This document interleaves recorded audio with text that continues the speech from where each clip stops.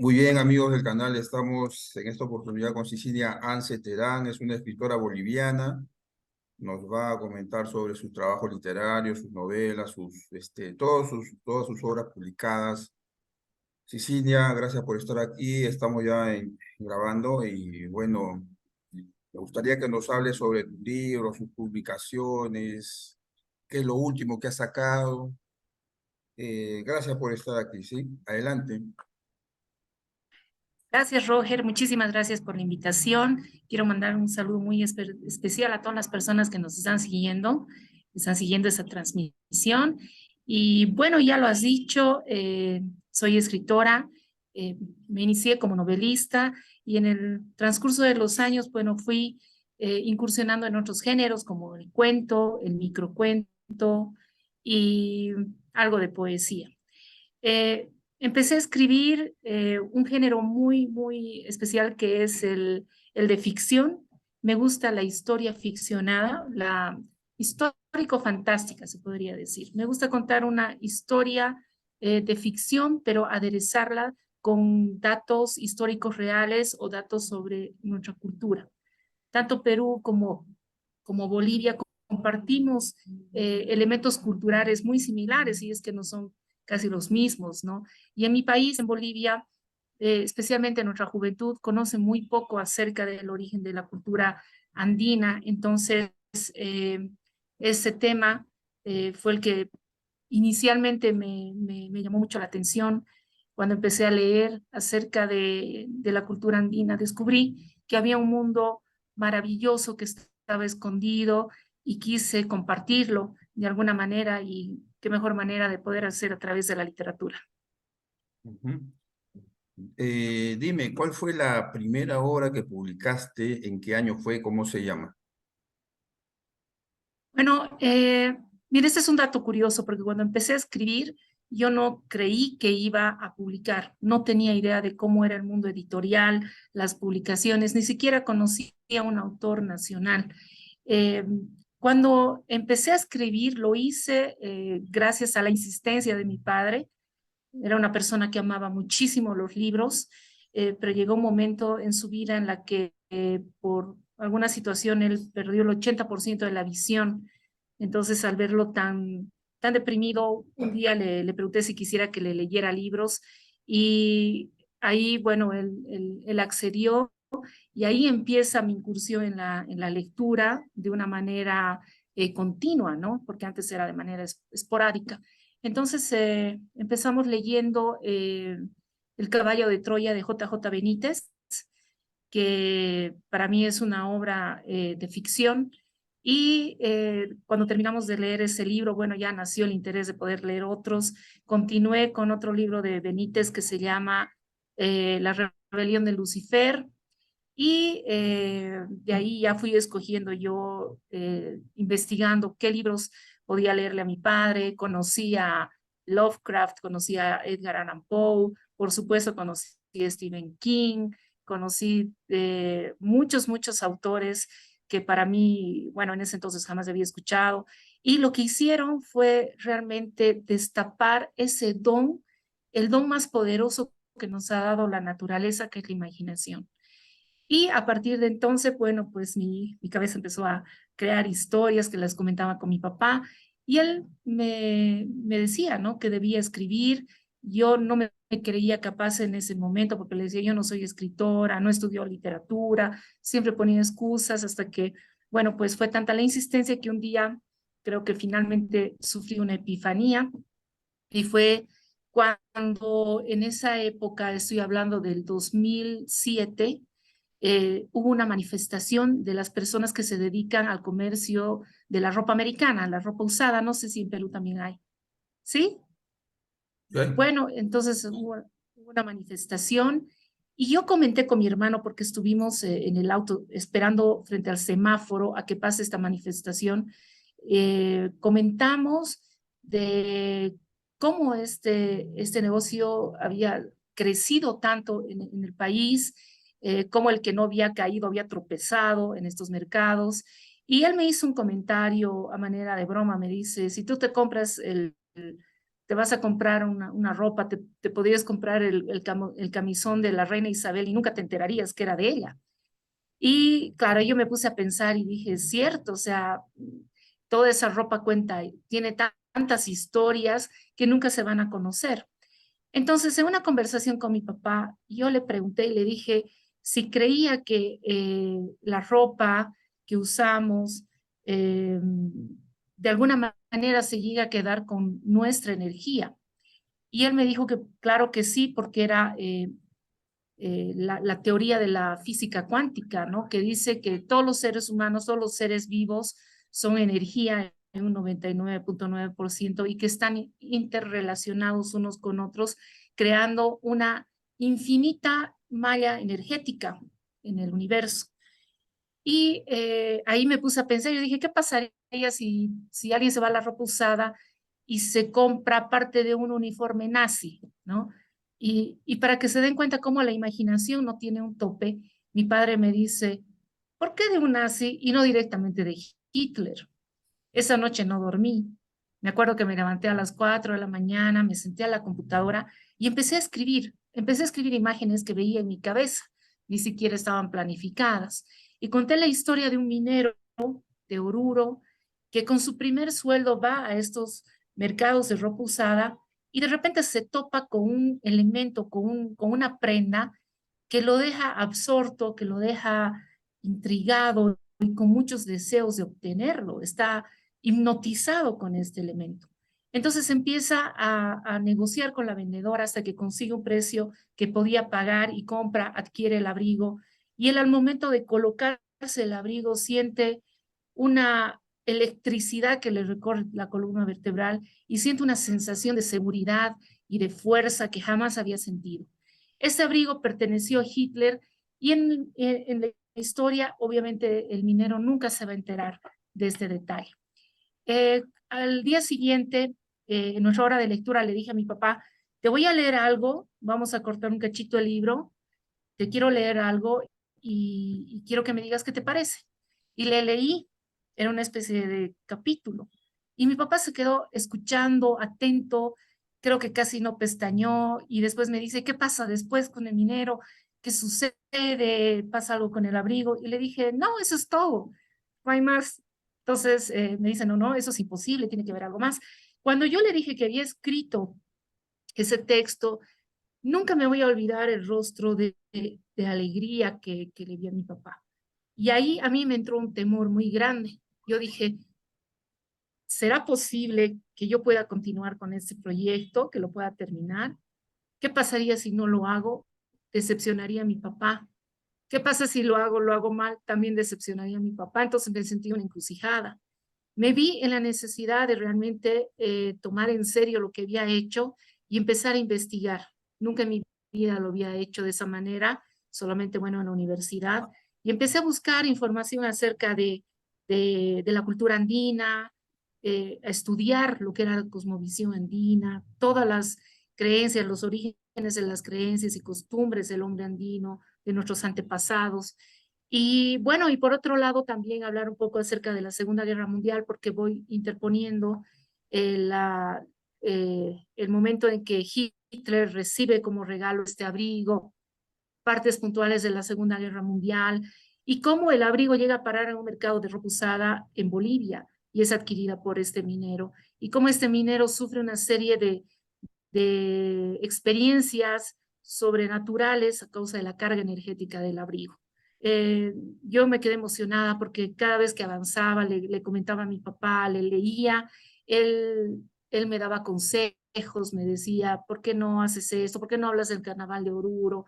¿Por qué no mencionas este tema? Entonces fue enriqueciendo con sus ideas el texto que estaba escribiendo.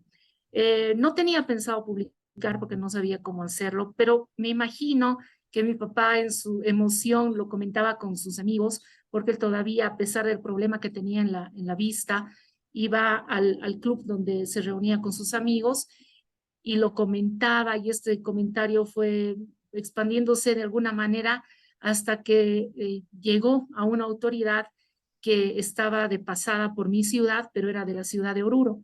Entonces le dijeron, existe una mujer que ha escrito sobre las minas de Oruro. Esto le llamó la atención porque hasta ese momento creo que ninguna mujer se había interesado en escribir sobre las minas. Me hizo buscar, me encontraron, me habló su asesora legal y me dijo, queremos ver qué tenor tiene el libro, está muy interesado el prefecto de entonces, era el año 2008, y me dice, si le gusta, le vamos a publicar.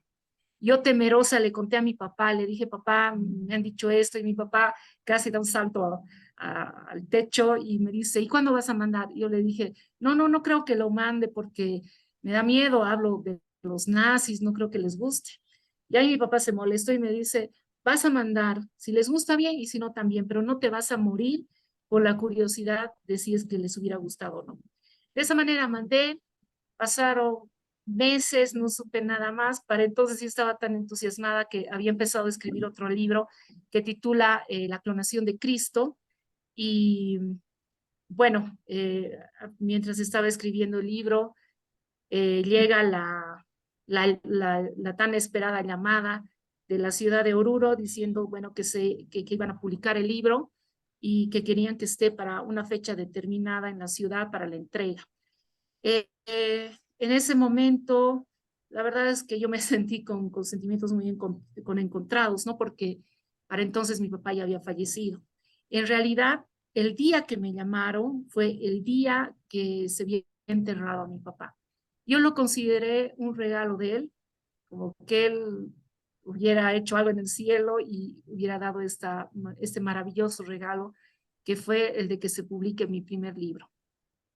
A partir de entonces, ya con el libro publicado, bueno, ¿Cómo se empecé una llamaba? carrera literaria. El libro se llama El Abrigo Negro. El Abrigo Negro. eh, Voy a ver si lo tengo aquí a la mano. Bueno, eh, se ve en la portada, en una mitad se ve a Hitler, la otra mitad es un minero, ambos están vistiendo el abrigo negro y por detrás de Hitler se ve a las tropas hitlerianas, a los soldados de élite, a las SS, y por el lado del minero se ve un escuadrón de diablos en la diablada. Y bueno, esa es la portada con la que ha permanecido desde que se publicó la primera vez. Luego, a partir de entonces, pasados los años, me hicieron una invitación a la Dirección Departamental de Educación de mi ciudad, de la ciudad de Cochabamba, y me dijeron, bueno, este libro nos interesa, habla mucho acerca de lo que es la cosmovisión andina, un tema que creemos que es necesario que los jóvenes conozcan, entonces nos gustaría que este libro se lea en los colegios. Claro, yo lo acepté, estaba contenta, pero no me di cuenta de cómo iba a cambiar mi vida esa situación, porque a partir de entonces, de que empezaron algunos colegios a leer y eso se fue volviendo algo más grande, porque después ya no solamente era Cochabamba, después era La Paz, después fue Santa Cruz, Sucre, Potosí, Oruro.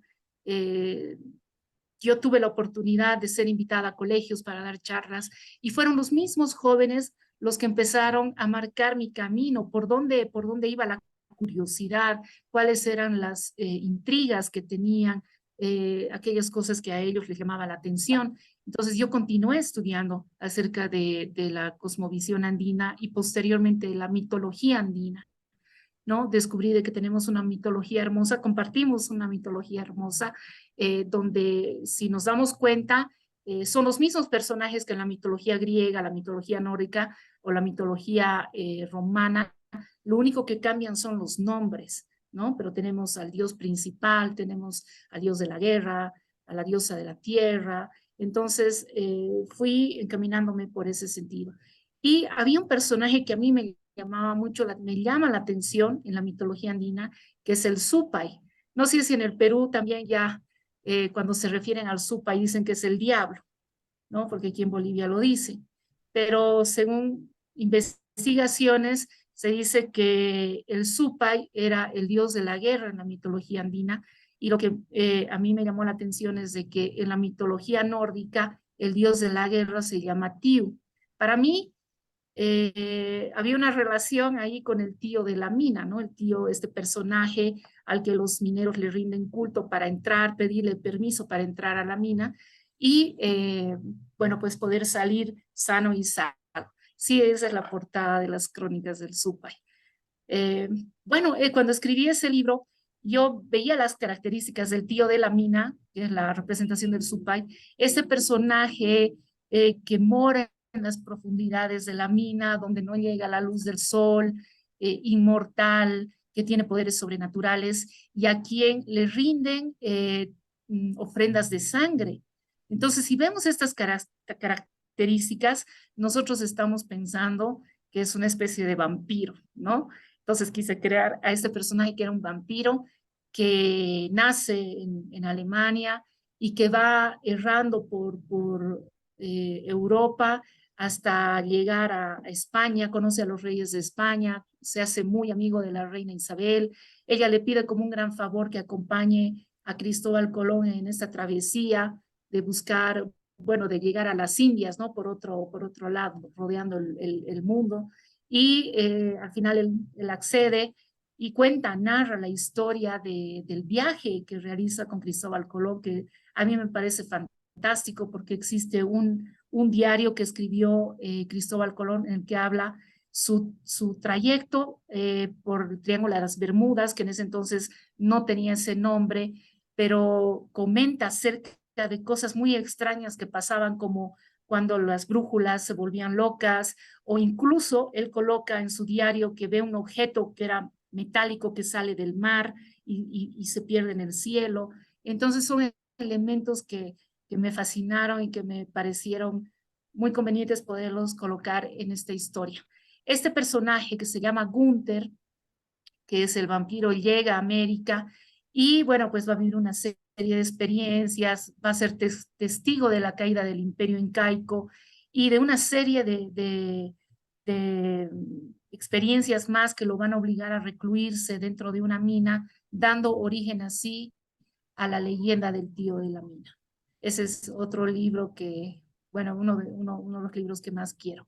Eh, este libro ya tiene elementos históricos. Para haber escrito la historia del vampiro, tuve que estudiar acerca de cómo fue el viaje de Cristóbal Colón, las negociaciones con los reyes, cómo estaba en ese momento España, qué situación estaba viviendo cuando estaban a punto de recuperar Granada, eh, bueno, y una serie de elementos que fui investigando y leyendo y tratando de acomodarlos dentro del libro. Esto me permitió que en un futuro pudiese también interesarme en la temática histórica de mi país, porque estamos bastante cerca a cumplir los 200 años, nuestro bicentenario. Entonces, también me di cuenta que los bolivianos conocemos muy poco de nuestra historia, lamentablemente siempre enfocado en las partes negativas, en las partes que nos causan dolor. Y yo quise ver la manera de poder enfocar mi trabajo en la parte positiva, en la parte heroica, en la parte que pudiera infundar orgullo, ¿no? Una sensación de bienestar, algo que enamore a las personas, eh, bueno, que se enamoren de nuestra historia, que se enamoren de nuestra cultura. Y es esa manera que me di a la tarea de poder investigar acerca de la vida de una de nuestras más grandes heroínas, que es Juana Zurduy, y escribí su historia novelada que se llama Juana Zurduy, la furia de la Pachamama. Mucha gente no sabe, me decían, ¿por qué le dices Pachamama? Y cuando yo empecé a estudiar acerca de este personaje, descubrí que en el momento en que ella estaba oculta con sus hijos, porque su marido la había, ya los habían secuestrado, su marido la llevó a una localidad que se llama Tarabuco, donde ella estuvo oculta aproximadamente un año y ella no sabía qué es lo que estaba sucediendo ya cuando estalló la guerra de independencia. Y ella era una mujer que estaba muy adelantada en su tiempo. Para empezar, ella nunca tuvo miedo a decir lo que pensaba, a dar su opinión, a darse cuenta de las injusticias y pronunciarlas, ¿no? Era una época tan machista, entonces estamos hablando de 1800, donde la sociedad era muy rígida y la mujer no tenía tenía espacios para dar su opinión. La mujer estaba destinada a la crianza de los hijos, a quedarse en casa o si no terminar en un convento. Pero ella no, ella fue diferente, ella rompió todos los cánones de una época y bueno, pues se reveló como mujer. Cuando estuvo oculta en Tarabuco, lo que ella hizo no fue quedarse sentada de brazos cruzados. Ella sentía mucho nerviosismo porque no sabía qué pasaba con su marido mientras él estaba participando en diferentes acciones militares, acompañando a los ejércitos auxiliares del norte. Sí, y ella, para matar esa ansiedad, lo que hizo fue agarrar a varios soldados que estaban custodiándola y entrenó con ellos. Se hizo entrenar en el manejo del sable, se hizo manejar en el entrenamiento del cuchillo, de la lanza. Ella era un excelente jinete, no tenía mucho problema con ello. Y entonces ocurre un fenómeno muy especial en el lugar donde ella vivía, en Tarabuco, que empezaron a ver a esta mujer en las madrugadas, a esta amazona, entrenando, lanzando lanzas a muñecos de paja, haciendo maniobras extraordinarias con el caballo, y cada día la gente se congregaba más, y después mujeres y jóvenes y jovencitas, y preparaban desayuno y veían a esa mujer y se fueron uniendo a sus prácticas y a sus entrenamientos hasta que estaban convencidos de que Juana Zurduy era la reencarnación de la Pachamama que había llegado para liberar a su pueblo. El momento que regresó su marido, después de una acción que si bien en términos militares no tiene una trascendencia muy grande, pero sí fue un tema muy mediático, que fue la masacre de las heroínas de la Coronilla, que sucedió en la ciudad de Cochabamba, la ciudad de donde yo soy. Fue cuando el primer ejército de las provincias de Charcas estaban peleando en una localidad muy cercana a la ciudad, bueno, a unos kilómetros, que se llama Pocona, y fue una derrota para la causa patriota. Las mujeres de la ciudad de Cochabamba se dieron cuenta de que el ejército realista iba a llegar, iba a ingresar a la ciudad, y entonces se organizaron, salieron y se apostaron en una colina que se llama la colina de San Sebastián, con armamento que habían logrado conseguir del ayuntamiento, sacaron las armas, consiguieron también algunos cañones y todas subieron a la colina a esperar a que llegue el ejército a la cabeza de Goyoneche para impedir que entraran a la ciudad. Ellas eran conscientes de que iban a morir. Solamente querían dar tiempo a que sus hijos, sus esposos que habían peleado en Pocona se reorganizaran y pudieran continuar con la lucha de la causa. Goyeneche ya estaba cansado de tantos focos de rebelión, así que en esa oportunidad él decide realizar bueno, dar un escarmiento a todos los patriotas. Entonces ordena a sus soldados rodear la colina de San Sebastián donde estaban las mujeres, y manda a subir a sus soldados, y llegado un momento les da órdenes a abrir fuego. Entonces esa fue una de las peores masacres que se vivió en la Guerra de Independencia. Murieron cerca de 1000 mujeres, entre mujeres jóvenes, ancianas, niñas, ancianos también. Y bueno, eso conmocionó muchísimo a la causa patriota, tanto así que llega a la Gaceta de Buenos Aires la información de lo que había ocurrido ese día. Y a partir de entonces, cada vez que se hacía el llamado a la Diana, había un soldado que preguntaba: ¿y dónde se encuentran las valerosas cochabambinas? Y los soldados contestaban: gloria a Dios, todos han muerto por la patria. Bueno, Manuel Asensio Padilla, que era esposo de Juana Zurduy, estuvo presente en Pocona, y cuando llegó a Tarabuco a recoger a su familia, él le cuenta a Juana Zurduy acerca de este hecho. Y lo que hace ella es ponerse de pie y se pone firme y dice: llegó el momento en que las mujeres también tomemos parte de la guerra de independencia, pero de manera activa. Y no va a haber nada de lo que me digas que me haga cambiar de opinión. Siguiendo este ejemplo de las mujeres que habían muerto por la causa. A partir de entonces, Juana es parte activa de la Guerra de Independencia, es una de las 6 que quedaron con vida después de 16 años de lucha, y bueno, pues lamentablemente la historia no fue justa con ella. Es un personaje que, como muchos otros, quedaron también ocultos en nuestras páginas, quedaron empolvados en nuestros libros de historia. Y estando tan cerca al bicentenario, creo que es el momento correcto de poder dar a conocer la historia de nuestros grandes héroes, que conozcan estas maravillosas páginas, grandes hechos y acciones que se dieron en nuestra historia para poder contribuir a la formación de una identidad cultural y aumentar la autoestima, especialmente en otros jóvenes. Luego de Juana Zurduy, este libro, ¿qué vino? ¿Qué libro sacaste? Bueno, mira, una vez que me involucré con Juana Zurduy, ha sido tan difícil poder tomar otro proyecto. He estado escribiendo cuento, he estado escribiendo también microficción. En la época de la pandemia hubo también un fenómeno muy especial.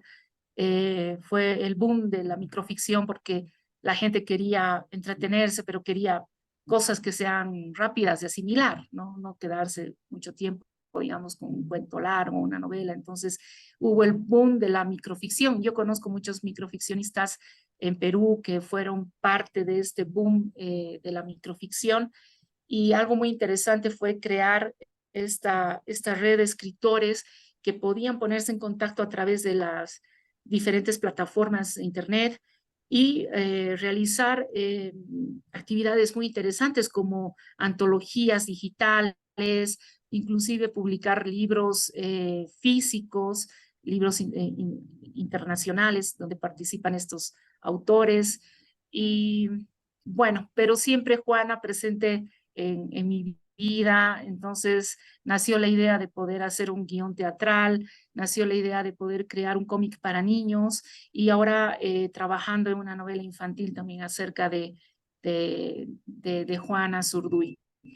Y bueno, tengo también la necesidad de poder continuar hablando acerca de lo que fue la Guerra de Independencia, y estoy con el proyecto de hablar acerca del primer ejército de las provincias de Charcas, el primer ejército que peleó en la Guerra de Independencia, y me está tomando, bueno, un poquito de tiempo con tantas actividades que hay, el poder sentarme y concluir con este proyecto para poderlo publicar. Espero poder hacerlo este año. ¿Es posible que nos digas algo sobre ese proyecto, ese libro que vas a sacar? Bueno, ese libro habla acerca del primer ejército de las provincias de Charcas, eh, que se conoce también con el nombre del Alto Perú, ¿verdad? Y algo que a mí me llama la atención es que los actores, los creadores de este primer ejército, eh, Esteban Arce, Francisco Rivero, Melchor Guzmán, son cochabambinos. Eh, Esteban Arce, nacido en Tarata, en una población de la ciudad de Cochabamba, que eran parte del ejército virreinal, pero ya cansados de tanto abuso, ellos decidieron apostar por la causa de la patria, y bueno, pues decidieron dejar de pertenecer al ejército virreinal. Muchos soldados se les unieron, y también ellos vieron la necesidad de reclutar a voluntarios. Entonces fue de esa manera que fueron creando el primer ejército, les dieron entrenamiento a los voluntarios. Ahí se desató lo que fue la revolución del 14 de septiembre de la ciudad de Cochabamba, y posteriormente se dio lo que fue una de las batallas más importantes que da origen al ejército boliviano, que es la batalla de Aroma, que se da el 14 de noviembre de 1810, y más o menos trata sobre eso. Pero ahora, en este momento, hay un tema que está tan de moda, que está en boca de todo el mundo, que es hablar de la inteligencia artificial. Yo estudié informática antes de dedicarme a la literatura, y yo llevé la materia de inteligencia artificial. En ese momento, cuando nuestro docente nos hablaba y nos decía de lo que la inteligencia artificial podía ser capaz de realizar, en ese momento eran algoritmos, y aprender de sus errores y alimentarse, ¿no?, de información, era ciencia ficción, ¿no? Era una especulación, era solamente en teoría. Han pasado 20 años y ahora ya lanzan la inteligencia artificial y yo me quedo fascinada y no puedo perder la oportunidad de ver la manera en cómo poner en práctica esta tecnología. Entonces empecé a hacer ilustraciones con inteligencia artificial. Lo hicimos el año 2022 con un libro que fue resultado del primer encuentro internacional de narrativa de terror, donde participaron escritores de Perú, de Argentina, de Chile, de México, tuvimos de España, Estados Unidos. Y bueno, pues le pregunté a la editorial, los amigos del libro, si podía realizar algún tipo de investigación que se podía hacer para ver si había en el mundo algún otro libro en Latinoamérica. Le dije que ya hubiese publicado algún libro con ilustraciones generadas con inteligencia artificial. Esto fue en septiembre del año pasado. La editorial hizo una investigación y no solamente nos dio resultado a nivel latinoamericano, sino a nivel mundial.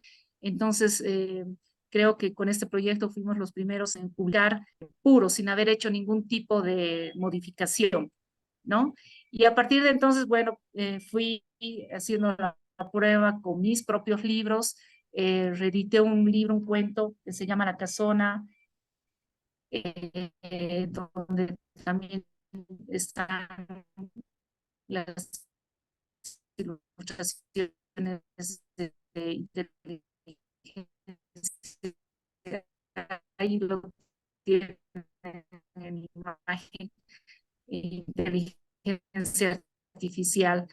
Me parece fantástico. La verdad es que era una mujer que escribía cuentos para niños. Lastimosamente, cuando eh, hicieron la repartición entre los hijos, estoy hablando entre ellos, bueno, mi papá y sus hermanos, muchos de estos materiales se perdieron, entre ellos se perdieron los manuscritos de mi abuelita, algo que me duele en el corazón, porque si hubiera podido tener la oportunidad, hubiera podido tal vez ver la manera de publicar. Pero gracias a ella que yo quise escribir un cuento para niños y gracias a la inteligencia artificial pude, pude hacerlo en el tiempo récord de una semana. Vamos a tener el libro publicado. Ahorita no tengo una imagen, te voy a mostrar una imagen para que puedas ver la maravillosa obra de la inteligencia artificial. No sé si se puede ver, hay mucha luz. Sí, Te voy a pasar imagen. ya. Y bueno, a ver, acá hay otros libros que he Te visto. voy a pasar. A ver, a ver. Te voy a pasar. ¿Qué otros libros más te gustaría que Sí, hablemos? a ver, acá tengo el cuento, acá hay varios. Por ejemplo, Insanía, ese es tuyo. Sí, sí, sí. A ver, Ahorita te Insanía. estoy mandando la portada. Insania es una antología, perdón, eso soy yo que te he mandado. Es una antología de cuento, pero tiene una particularidad. Estos cuentos, esa es una ilustración que ha generado la inteligencia artificial. El librito se llama La brujita cambia formas. Es una niña brujita que cambia, va cambiando de formas, ¿no? Y ese trabajo también es un tributo a uno de los artistas que más admiro, que es Tim Burton, porque te has podido fijar que tiene esas características, ¿no? Las características de, no sé si has visto la novia muerta, la novia cadáver, creo que se llama, el hombre manos de tijera, que, ¿no? que es parte del trabajo de Tim Burton. Y bueno, pues esta brujita cada vez que se siente alegre cambia de forma, o se siente triste cambia de forma, y ella quiere ya quedarse con una sola apariencia, ¿no? De eso va el cuentito. Insania, para volver al tema que me decías, es una colección de cuentos todos de suspenso psicológico, ¿no? Son Hay to- un tema, una parte de lo que es el género de terror, que es la parte que habla de la locura, de estos trastornos psicológicos, mentales, que realmente asustan y mucho más porque son elementos reales, ¿no? Que no es como hablar de fantasmas, que hasta que no veas uno no vas a creer, ¿no? Pero todos somos vulnerables a situaciones que puedan involucrar a la psiquis humana. Y bueno, ese libro de Insania habla acerca de todos estos temas que están involucrados con la fragilidad de la mente. Bien. ¿En qué año sacaste ese libro? Insania salió el año 2018. 2018, ¿no? Ya no lo encuentro otra vez, por acá estaba, pero ya se perdió. Mira, Ah, nos queda 3 minutos. Tal vez, si tienes tiempo, hacemos otro enlace. No sé, dime si puedes, si no, nos queda poco tiempo. claro que sí, claro que sí, no hay ningún problema. Ya, entonces vamos a continuar. Esto se va a cortar solito. Una vez que se corte, yo te vuelvo a enviar otro enlace y continuamos, ¿sí? Perfecto, voy a estar esperando. A ver, esto de acá, Auroras de papel, relato y poesía. Dime algo de ese libro. ¿Cuándo lo Sí, sacaste? ese salió el 2016, es una recopilación de microcuentos, de cuentos, de poesía, poemas y micropoemas, eh, escritos que se fueron dando a lo largo de 4 años y que, bueno, se me ocurrió gracias al, bueno, no se me ocurrió, gracias al consejo de un amigo escritor, Homero Carvalho, que él es para mí el más grande referente de la literatura boliviana. Él me aconsejó que uniera estos textos y los publicara en un libro. Es así como nació Auroras de Papel, ¿no? Es un libro Es decir, estos poemas, que le tengo también aprecio. estos relatos y poemas son obra tuya. Sí, sí, son propios. Lo, ¿Tienes el libro ahí? Quizás puedes leer algo. Te cuento que ahorita yo estoy en la ciudad de La Paz. Bueno, aquí yo ya me vine a vivir hace un año. Todavía no he terminado de traer todas bueno, mis cosas, mis libros. No lo tengo a la mano todavía, pero si es que podemos ver la oportunidad de alguna otra charla en el futuro, bueno, pues Claro, me comprometo a tener todos los libros a mi lado para poder hablar de cada uno de ellos.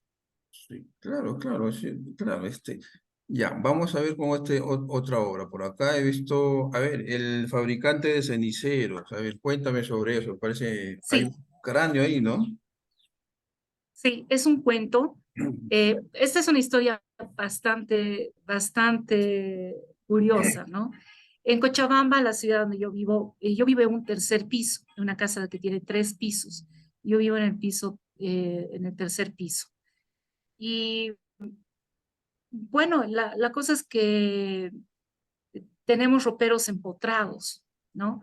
Y yo en las noches empecé a escuchar unos ruidos raros como si me rascaran el ropero, ¿no? Escuchaba así prácticamente toda la noche hasta que me desesperaba y agarraba mi zapato y golpeaba el ropero y bueno, se callaba un ratito y después otra vez empezaban así como a rascar. Y ese sonidito me estaba empezando así a volver loca, ¿no? Porque era a partir de entonces era noche tras noche, cada vez más y más y más, hasta que yo hablé con mi mamá y le dije, mami, ¿qué pasa? Así, es un ruido raro, no sé, pensé que venía a la calle, pero es de mi ropero. Y bueno, no pasó nada, lo comenté con algunos amigos y un amigo me dice, debe ser rata, me dice. Yo le digo, no, por Dios, le digo, no, vivo en tercer piso, le digo, o sea, mi cuarto es en tercer piso y ni en el segundo ni en el primero hay rastros de roedores, nada. Y bueno, una noche que estaba viendo una película y estaba con la luz encendida, otra vez el ruidito, y me quedo